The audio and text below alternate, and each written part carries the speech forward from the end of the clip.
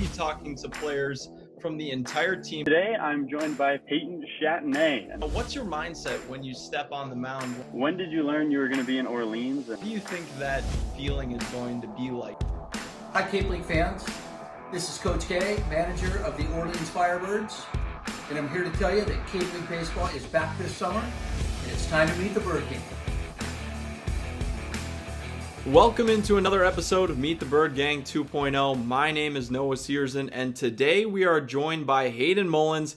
He's a left-handed pitcher from Auburn University. They start later this month, and, he's ready for a great season. Hayden, thanks for joining us today. Thanks for having me, Noah.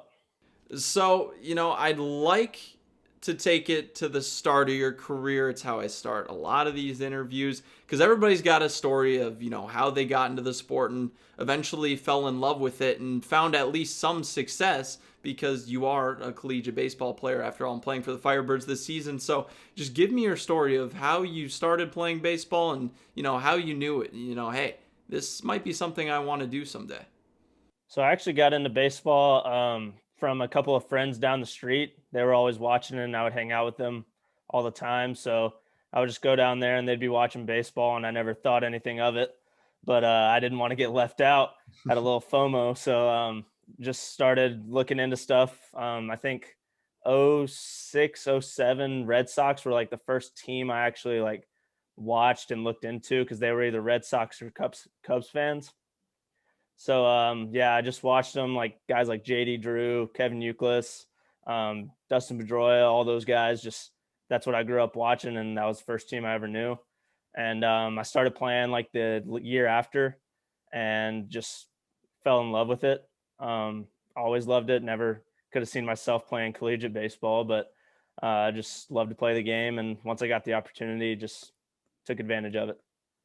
Well, and that love of the game translated to great play on the field. You had a brilliant career at Hendersonville High School, including throwing a no-hitter. So what was that like? Your first career no-hitter. It must have been a big moment for you. It was pretty big. It was actually one of our last games of the season. So we were just looking to win to host our districts or whatever our tournament was.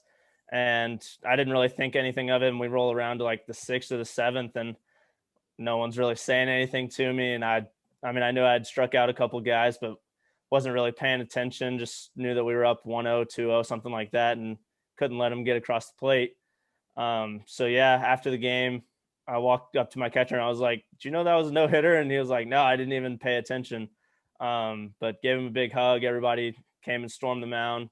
It was pretty exciting. I think I had 13, 14 Ks.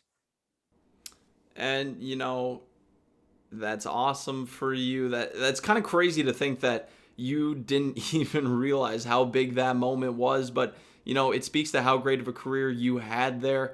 Lefty with power and a big breaking ball. What is it like being a left-handed pitcher? Because I know, I remember when I played baseball, lefties are like coveted in baseball, and especially one that can, throw hard and has control. So, did you kind of get that all the time, where when you went out to the mound, it's like, oh, okay, here we go again. It's a lefty this time.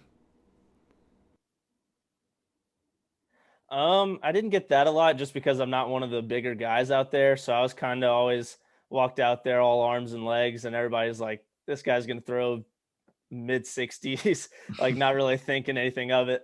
And get out there, throw a couple warm-ups, and figured out like this guy can actually pitch. So I don't think anyone really looked into it until later on in my high school career. It's weird being a lefty, just doing everything backwards. Everybody says we're always different. I don't know, get kind of talked a little bit around practice and stuff. If we say something dumb, just like, oh, that lefty, like we're opposite of what they do and just a little bit different. Well, it didn't matter too much, because you've had a successful career. And going into that 2019 MLB Draft, after your high school career, you were a pretty highly ranked prospect. You were number 53, I believe, according to Baseball America. So, what was kind of your thought process going into that draft? Did you want to get drafted, or did you know kind of the whole time that you wanted to play college baseball? So I did want to get drafted early on, and then something just came up with my elbow a little bit, forearm. It was just like a little injury that really didn't put me out, like bounced back pretty quick. But anything on the record like that, your final season going into the draft just kind of hurt your stock a little bit. So I kind of decided pretty early on that I was going to be going to college, and I was excited about it. I mean, I didn't have to make that decision. The decision was made for me, and all worked out. Well, and you end up at Auburn, and I can say I'm excited to see you guys play this season. You're geared up, looking like a very talented team. But what made you choose Auburn out of all the talented schools out there? Were there others you considered, or did you visit campus and you automatically knew like this is my place? Auburn was actually the first school that talked to me. Summer after my freshman year, through at a camp here, and Coach Thompson comes into the dugout. It was his first year on campus, and he asked me how I threw my curveball and said I looked good, and invited me on a visit that fall.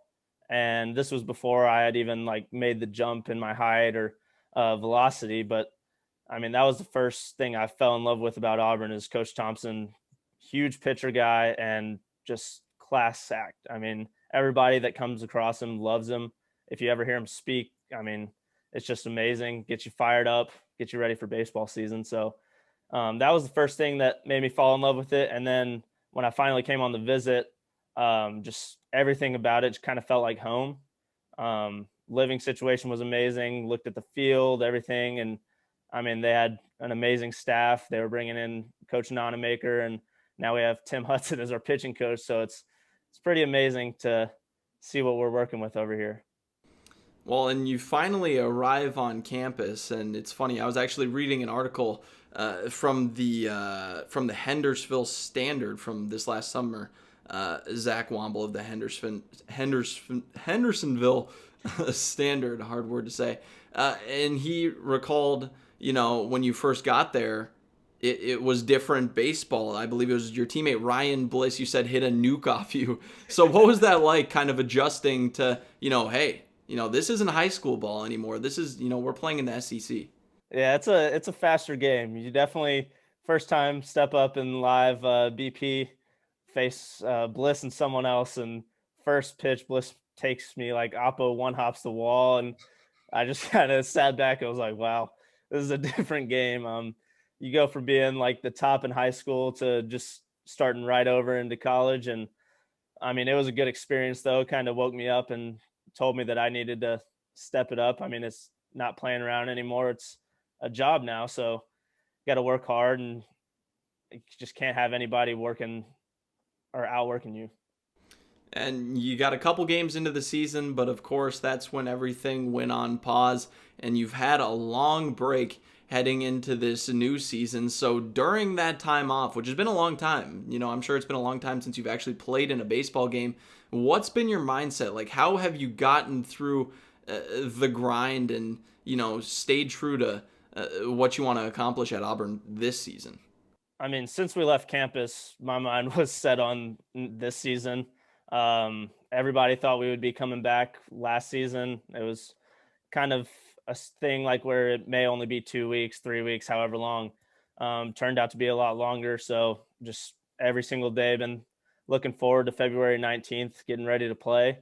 But yeah, my mentality was kind of just get as big as possible in the weight room and just grind and throwing. So like, I didn't want anyone to look at me like they did in high school, where it was like, oh, it's just all arms and legs. This guy's crafty lefty, not going to be doing anything much. But yeah, I just worked my tail off and just kind of really got into the spirit of getting ready for the season. And, it sounds like you're going for power as much as anything else. What have you done to fill out that frame? Has it been a nutrition thing more? Has it been an exercise thing more? Or a combination of the two? It's definitely a combination, but nutrition has played a huge part. Last year, I was around like 190 and just not very good weight for my frame. Just wasn't really taking care of what I needed to nutritional wise. But we have a nutritionist, and I actually talked to her, set up a meal plan and everything, and just really realized that you have to eat basically all day to get where you want to be in terms of body fat percentage and lean muscle and stuff like that. So been working hard on that, eating 4 or 5, sometimes 6 times a day, nutrition shakes, whatever it is. Wake up, eat, eat right before you go to sleep, do anything I can. So yeah, that really helped me out. And just eating better foods as opposed to picking up McDonald's on the way home or anything like that. Like even at places that aren't going to have a ton of healthy options, I was picking out what I could eat and stuff like that and just eating a lot of it. That should definitely help heading into this season. Like I said before, you guys are geared up for another successful campaign. But let's look forward a little bit to this summer. I know it probably seems a long ways away for you, but it's actually not. You're playing for the Firebirds 2021 team this summer. What was your process like? When did you learn about the Cape, and when did you learn that you were going to be a 2021 Firebird, and what was that feeling like? I think I learned about the Cape this past fall that I was going to play up there, but didn't know what team. And then a couple months later, weeks, Coach Hudson had told me that it was the Orleans Firebirds. And I looked him up on Instagram and was just looking at all the stuff on there and kind of got excited. I mean, can't look too far ahead into summer without having the season first, but I got really excited and still am about everything that we're going to get to do this summer. Should be a blast. I know Orleans is definitely looking forward to having that lefty on the mound. It's going to be a lot of fun. And looking into this next season for the Firebirds, one thing that's important, especially for the fans, is learning who you are just as much as a person as you are as a player. So we're going to do something that I like to do at the end of these interviews. It's called the squeeze, and how it's going to work, a lot like the play in baseball where there's a lot going on. It's fast paced. You don't really know what's going to happen. That's what's going on here. I'm just going to rapid fire a bunch of questions at you, trying to pull out what, your personality is like. I'm going to put a minute on the clock, and we're going to have a little fun with this. You ready? Yeah. All right, cool. I'm going to throw a minute on the clock right now, get my questions up, and we will get started. Who was your favorite baseball player growing up? Dustin Pedroia. Dustin Pedroia. Do you have a nickname, or did you in baseball growing up? I had Mully in high school. Wasn't a very good one. I got Mullinator now. Helpful on the golf course maybe. What's your go-to fast food restaurant? Cookout. Alrighty. Who's on the pregame playlist? I got a lot of Justin Timberlake, a lot of JT. Okay. Big Tennessee guy. All right. What's your favorite TV show? The Office and Friends. Office and Friends, two cult classics. What's your favorite insurance commercial? I guess Nate said the one that looks like me. Alrighty. Whatever it is, I don't even know. Nationwide, maybe. He doesn't look like me, but that's a solid one. What's your favorite ballpark food? Can't go wrong with a hot dog or a chili dog, really. Alrighty, solid. We have ran out of time right there. Got some good questions in. Always nice to know what your favorite insurance commercial is. Nate may or may not have teed me up for that one.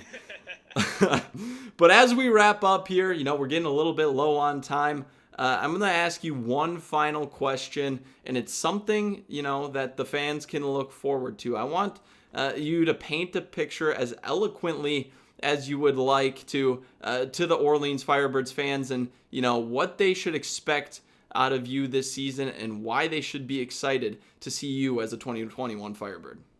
What they can expect to see is a lot of strikes from a lefty, big breaking ball, and just 3-pitch mix, and going to try to go out there and carve every team that we face and bring some wins to the team. Alrighty, and now the fans know. If Hayden gets a big win, bring him a dog after the game. That's his favorite ballpark food. That was Hayden Mullins. Thanks again for joining me. We look forward to seeing you play at Auburn this season and cannot wait to see you in Orleans this summer. Thanks again, Hayden. Thank you, Noah.